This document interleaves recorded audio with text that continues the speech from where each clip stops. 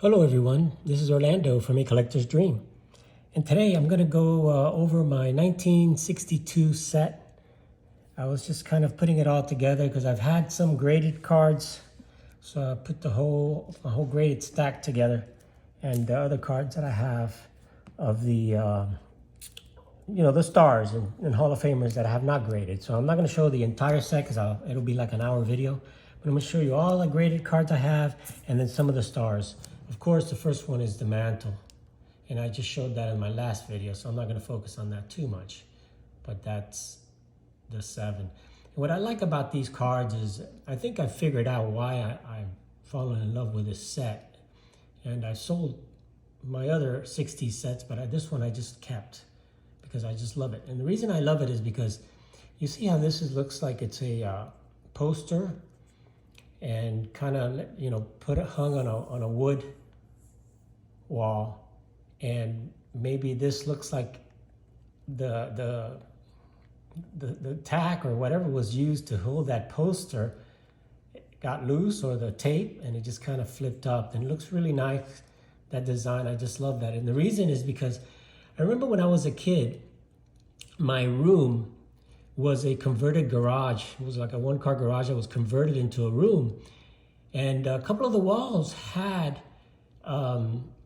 the walls were wood like this. I don't know if you guys remember back in the old days, they had the wood paneling on the walls, and that's what I had in my bedroom. I had wood paneling.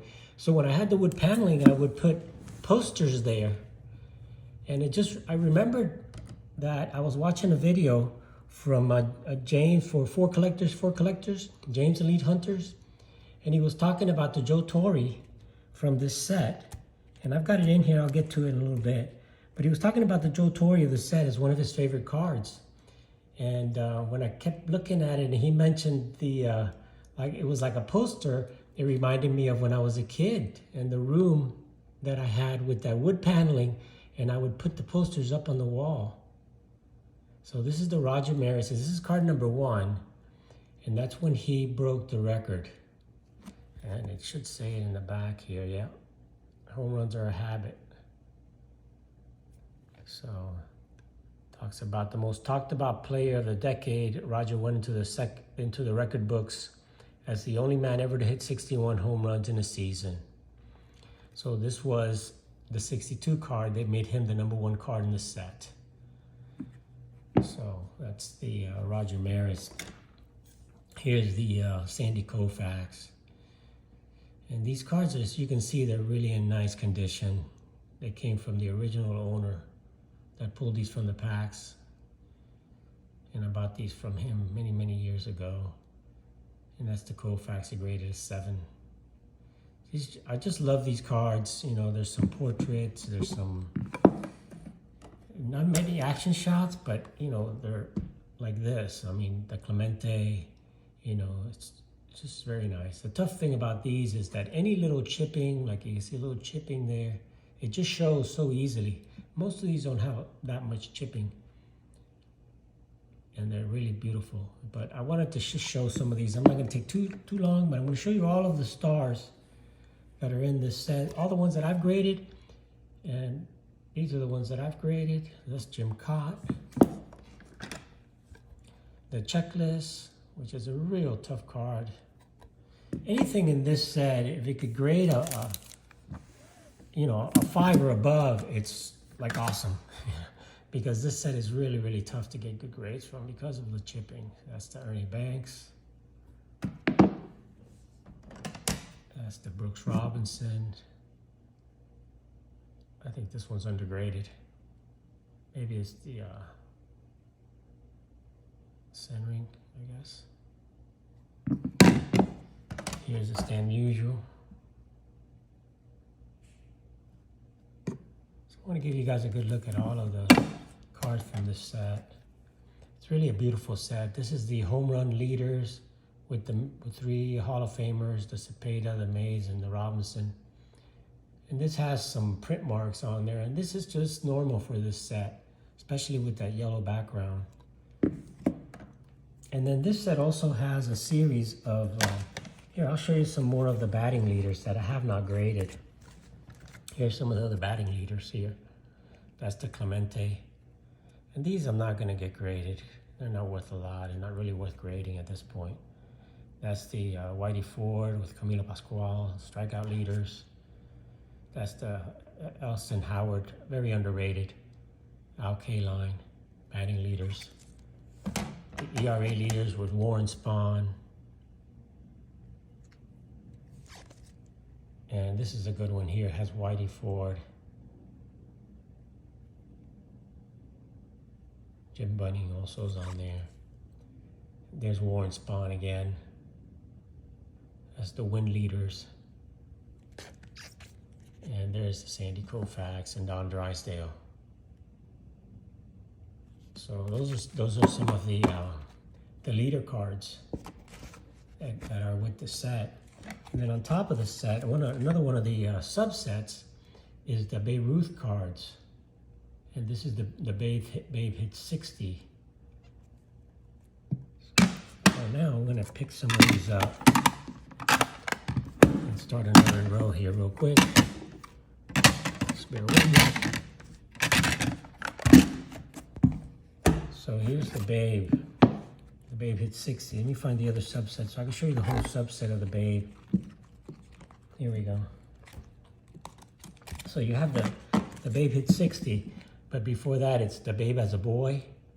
As you can see, all these are really, really nice condition. I'm not going to get everything graded in this set, but I have so many graded already. And they graded really, really nice. Some of these are just off-centered. Babe joins the Yanks. Babe and Miller Huggins, manager Huggins. The famous slugger. And this 62 set has some really nice subsets. That's a nice one there with Garrick and Ruth. There's a lot of nice subsets. This is the Twilight Years where he's with another uniform there. I think he's with the, I forget where he went there. It says it in the back somewhere. New York. So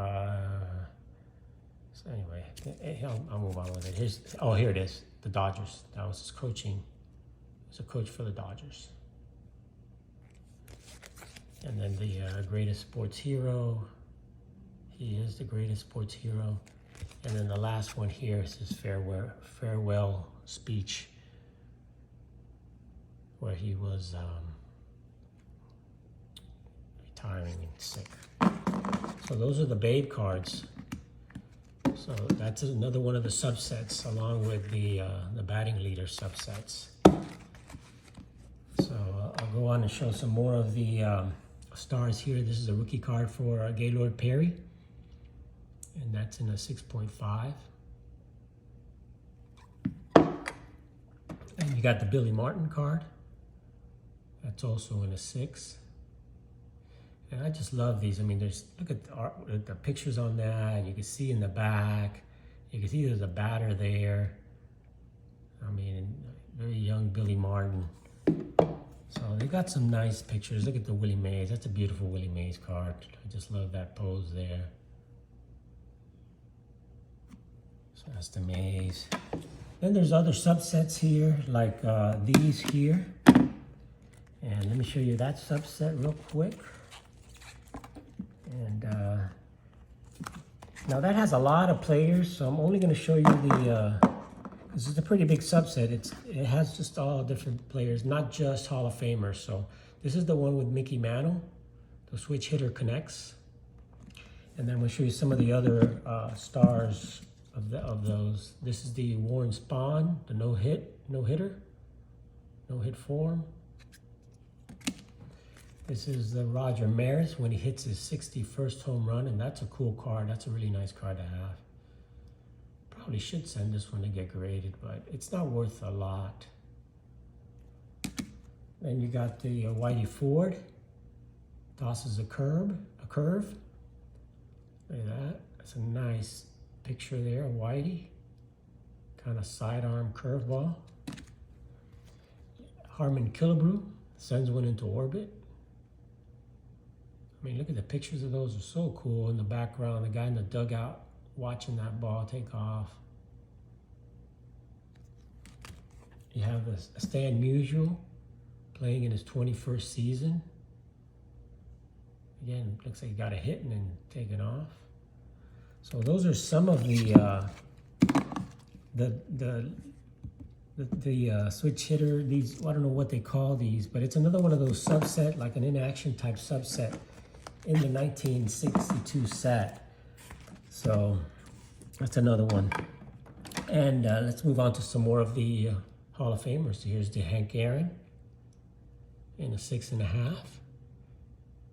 And I just love these. I mean, these are just, a lot of people don't like the 62s because of the wood grain border. But like I said, I like the wood grain border. It kind of reminds me of when I was a kid and used to put those posters up on the wall there. That's a beautiful Frank Robinson, again a 6.5. And these guys gave me a lot of 6.5s. You know, I was hoping I could get some 7s out of there, but I did get some 7s. I mean, here's the Yogi Berra in a 7.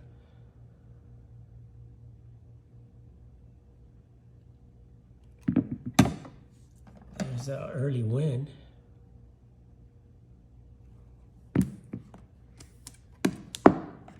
And there's that beautiful Lou Brock rookie card in the 7. I thought this could grade a little bit higher because it had no chipping at all, man. Look at that. I don't know why they gave this a 7. I thought this could be an 8. I don't know. Looked great to me.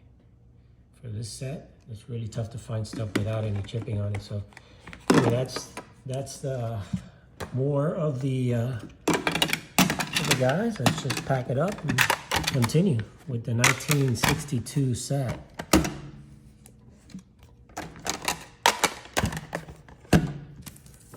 Keep the mantle there.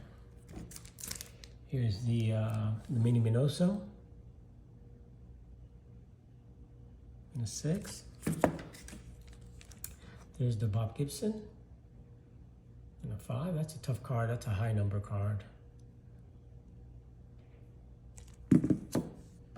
And now you get into the All-Star cards. Let me pull some of the ones that aren't graded so I can show you the graded and the ungraded. 1 second here. So those are the All-Star cards. And those are, let's see here. Okay, I've got a few more here. So let's see. So some of the All-Star cards, I'll start with these, and then I'll go with the graded ones. I have the Warren Spahn, Al Kaline there, the Rocky Colavito. Again, these are in beautiful condition, but you can't get them all graded. So that's that. And the rest of them are the star cards, which is the Hank Aaron,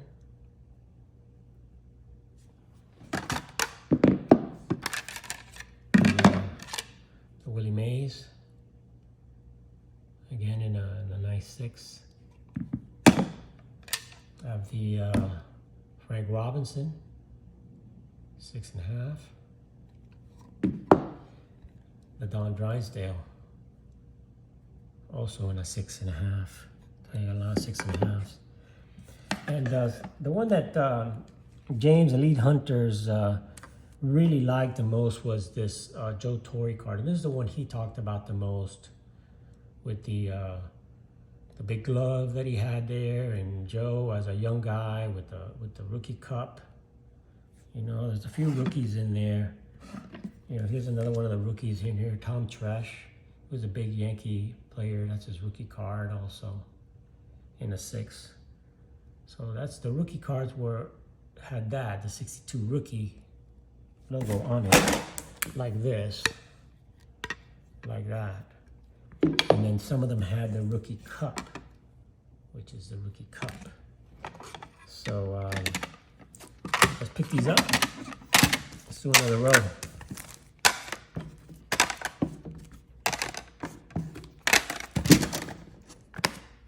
Let's do another row here.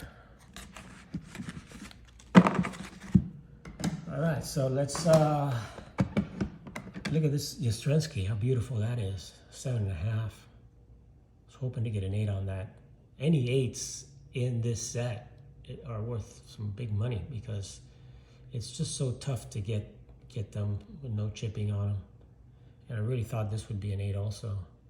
Little tiny bit of chipping, but beautiful car, Yastrzemski, in a nice 7.5. And this is the one that he has 2 bats. It looks like he has 3 knobs, 3 bat knobs, but it looks like he has 2 bats. So that's a cool little card there, a little thing that if you haven't noticed, it's just a cool card.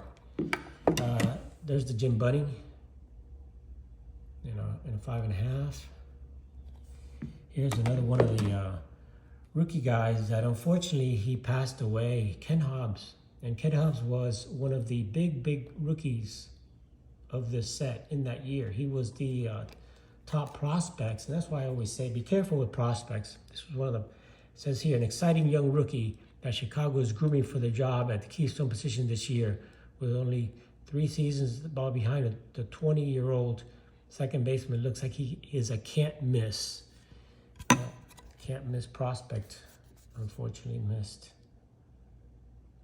But it's a nice card. Nice card to close. Oh, here's some more of the All-Star cards. There's the Brooks Robinson in a 5.5. Here's the Aparicio in a 5.5. Here's the Whitey Ford in a 5. And these are the higher number cards, so these are a little bit tougher to find, a little bit tougher to get in good condition. Here's a nice Duke Snider in 5.5. I mean, these cards are nice. I don't know why this got a 5.5. I don't know. I mean, it's nicely centered and it's not much chipping. Anyway. And here's another high number. This is the Willie McCovey, another tough card to find in this set. And if you've noticed, some of the cards have a lighter background and some have a darker background. And that's just the way they made the cards. And the darker backgrounds like this, especially when it's a high number, are really tough to find in good condition. So that's a tough McCovey. I know Ray from Philly needs this card for his collection. So I know he's looking for the 62 McCovey to finish his McCovey run. And then at the end, you have the Rookie Parade. And these are the top rookie cards. And this is really the one of the top rookies. It's the Bob Uecker rookie. And this is in a 7.5, which is, again, a very high grade for a 1962 high number rookie, especially Bob Uecker. I thought this could possibly be an 8. As an 8, this would be worth a ton. But it's a nice card of Bob Uecker. And then here's the other rookie card I have here that we graded, and that's the Joe Pepitone. Joe Pepitone got a 5.5 there. So I'll show you the Joe Pepitone. And then let's take a look at some more of the Rookie Parade cards. And those are the last ones in the set, which are, again, the 598 is the last card of the set. So, and these are the other rookies in there. No big names here. You have Sam McDowell right there. And Dick Raditz. Dick Raditz was an incredible fastball pitcher. This guy was scary back in the day. And there's the other ones. You got Bo Belinsky in there. And you got Jim Bouton. Jim Bouton is definitely a well-known player. He wrote the book Ball 4 and a couple of books he wrote, but that's his rookie card with Bo Belinsky. And the last rookie card here is the last card in the set, and that's the Jim Hickman rookie card here, which is a real tough one. It's the last card in the set. So those are the Rookie Parade that were in the back at the end of the set. So let me show you now a few of the other players from the set that are not graded, just to kind of run through some of these guys. I don't want to make the video too long, but we got Rocky Calavito, you got Casey Stengel, you got the Eddie Matthews in there, John Roseborough, you got Cepeda, Bobby Richardson, Harmon Killebrew. These I don't get graded because you can see how off-centered that Harmon Killebrew is. Even though they're super nice, no chipping, it's just not centered properly. Nellie Fox, Vada Pinson, that's a nice Vada Pinson rookie card here. Gil Hodges. Boog Powell. Boog Powell was a big time hitter. That's his rookie card here from 1962. And this guy was incredible. He was a Little League All-Star, won the Little League World Series also. Felipe Alou, him and his brothers all played here. Matty Alou also, and Jesus Alou. This is Al Kaline, and that's a tough one because I think that's a high number. No, it's not a high number one. Some of the high numbers have the darker. But that's the Al Kaline. There's the Tim McCarver, Ron Santo. I think that, yeah, it's the second year, Ron Santo. Jim Fregosi, rookie card for Jim Fregosi, 62 rookie. Richie Ashburn, Robin Roberts. A lot of portrait. I don't like the ones where they don't have the cap on, but most of them in this set do. This is the team set of the Yankees. That's a tough card to find.